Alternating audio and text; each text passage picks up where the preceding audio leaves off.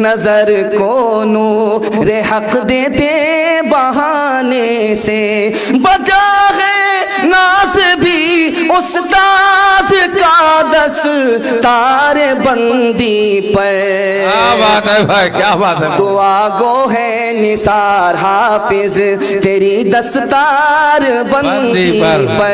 कुरान पढ़ाओ, कुरान पढ़ाओ, इंसान बनाओ, इंसान बनाओ, साइंस टेक्नोलॉजी में माहिर भी बनाओ, और जाहिर व बातिन में ताहिर भी बनाओ। पहले तो इन्हें यारो मुसलमान बनाओ, सुभान अल्लाह, इंसान बनाओ, इंसान बनाओ, इंसान बनाओ, इंसान बनाओ,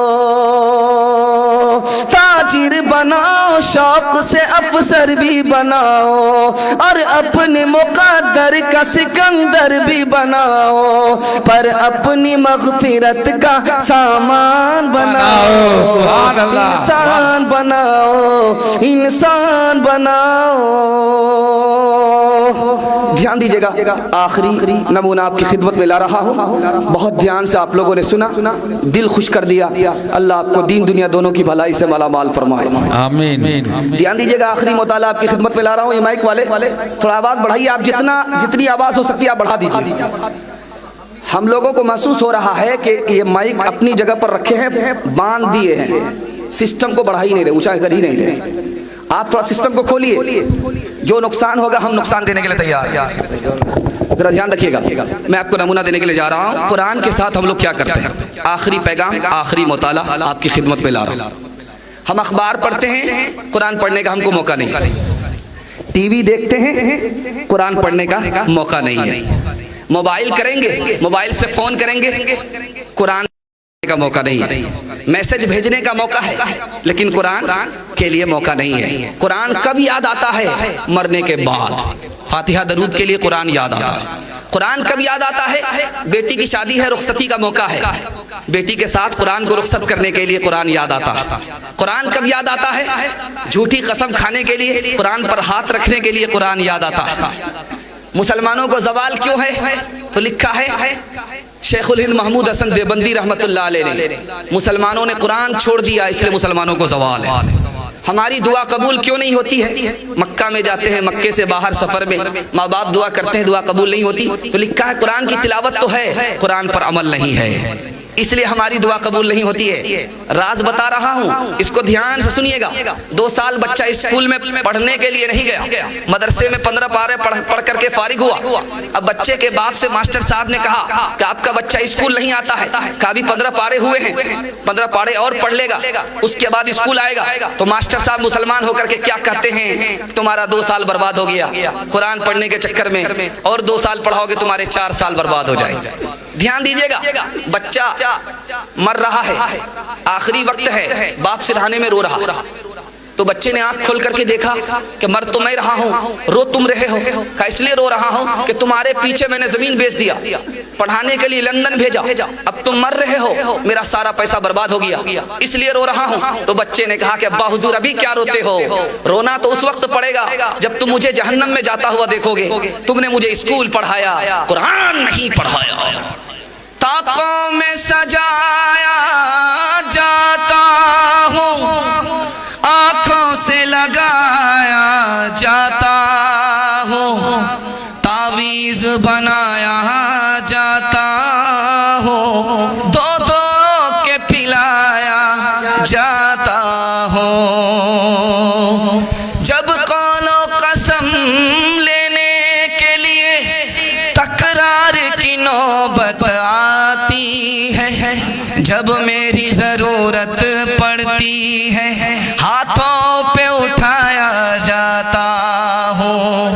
नेकी पे बदी का गलबा है, सच्चाई से बढ़कर धोखा है, एक बार हंसाया जाता हूँ, 100 बार रुलाया जाता हूँ। शोर है हो गया गए दुनिया से मुसलमान वो, हम ये कहते हैं कि थे भी कहीं मुस्लिम मौजूद। वो ज़माने में मुअज़्ज़ज़ थे मुसलमान होकर, और हम ख़ार हुए तारीक़े क़ुरआन होकर, और हम ख़ार हुए तारीक़े क़ुरआन होकर।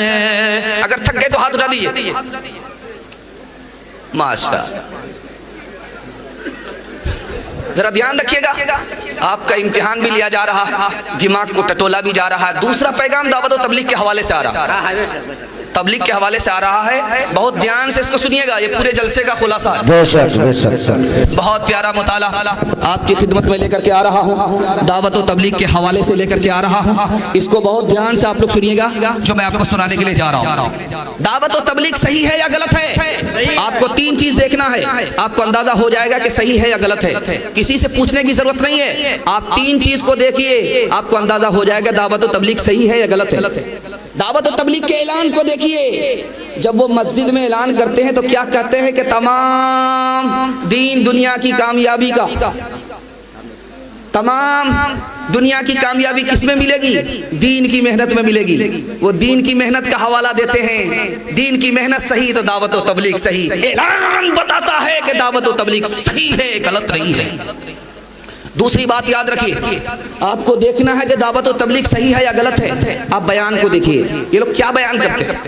ये बयान करते हैं कि अल्लाह के बंदे को अल्लाह की तरफ बुलाने के लिए 1,24,000 पैगंबर आए, अब नहीं आएंगे, उम्मत को बुलाना होगा। दावत का हवाला देते हैं, अल्लाह के बंदे को अल्लाह की तरफ बुलाना सही तो दावत और तबलीग सही। बयान बताता है कि दावत और तबलीग सही है, गलत बेशक बेशक। नारे तकबीर। तीसरी बात बता रहा, दावत और तबलीग सही है या गलत है।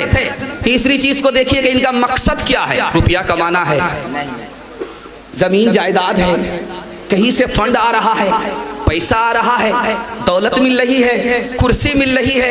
ये तो कुर्सी की बात ही नहीं करते, ये तो जमीन के नीचे आसमान के ऊपर की बात करते। मकसद देखिए क्या है, मकसद ये है कि हेलो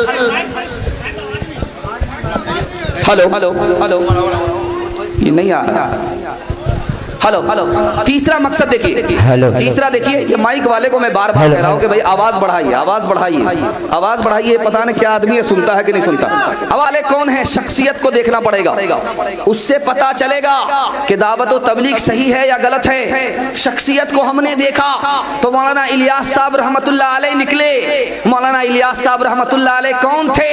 180 से ज्यादा मुल्कों में जिसने तबलीग को राइज किया, उसी शख्सियत का नाम मौलाना इलियास। सुभान अल्लाह, सुभान अल्लाह। अब आपको बता रहा हूं, मौलाना इलियास साहब रहमतुल्लाह अलैह एक कमरे में लेकर के बैठ गए। 60 बच्चे को, मेवाती बच्चे को पढ़ाने के लिए बैठे। उनके खादिम आए, कहा कि एक कमरे में 60 बच्चे कैसे रहते होंगे, बड़ी तंगी से रहते होंगे। कैसी कुर्बानी है, कैसा मुजाहिदा है।